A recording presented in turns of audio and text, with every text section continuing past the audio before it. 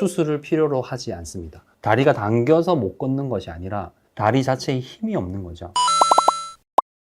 오늘 준비한 강의 내용은 척추관 협착증, 이 척추관 협착증의 병과 치료에 대해서 준비를 했고, 수술이 정말 꼭 필요한가 이런 것들 정말 많이들 궁금해 하시죠. 그런 부분에 대해서 준비를 해봤습니다.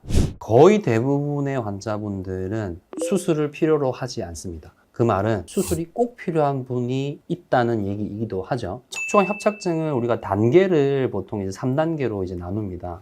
병증, 중등도, 중증, 좁아진 정도를 가지고 우리가 3단계로 나누고 있습니다. 병증 협착증인데 뒷부분에 이렇게 까맣게 V자로 이렇게 인대가 두꺼워진 협착증은 있는데 신경 자체는 압박이 굉장히 심하지는 않은 상태시죠. 다음은 중등도, 인대가 좀 더 두꺼워져 있고 이 중앙에 있는 하얀색의 신경 수평 단면이 조금 더 좁아지신 것을 확인하실 수가 있으세요. 그리고 중증, 거의 막혔다라고까지는 아니지만 신경 단면이 굉장히 좁아져 있고 이 신경 사이에 뇌척수액이 이제 보여야 되는데 이 뇌척수액이 이제 전혀 보이지 않는 정도의 상태가 되면 중증 척추관 협착증이라고 분류를 하고 있습니다. 영상 검사상에서의 병의 정도와 환자의 증상 정도를 우리가 고려해서 치료를 하는데 크게 이제 단계적으로 나눴을 때 몸에다가 어떤 주사나 이런 이제 조치를 취하지 않는 약물 치료, 그리고 물리치료, 도수치료 등이 있으시고, 그리고 이제 주사치료, 그리고 시술, 그리고 마지막 단계인 이제 수술 치료가 있다.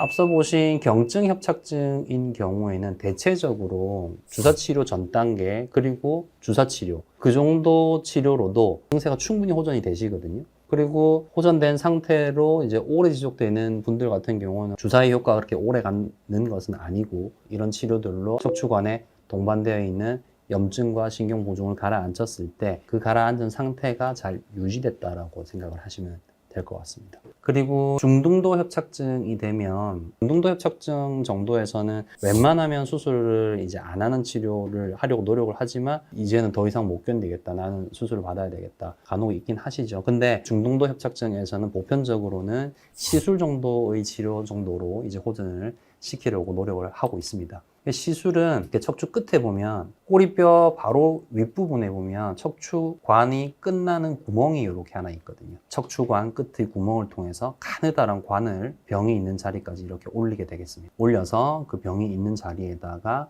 약물을 집어넣어 주는 거죠. 이 관은 올라가면서 방향을 조절을 할 수가 있어요. 위, 아래, 좌우로 원하는 위치로 이 가느다란 관을 보낼 수 있는 거죠. 그렇게 해서 약물을 집어넣어 주게 되면 염증이 가라앉고 신경 부종이 가라앉으면서 증세가 호전되는 치료.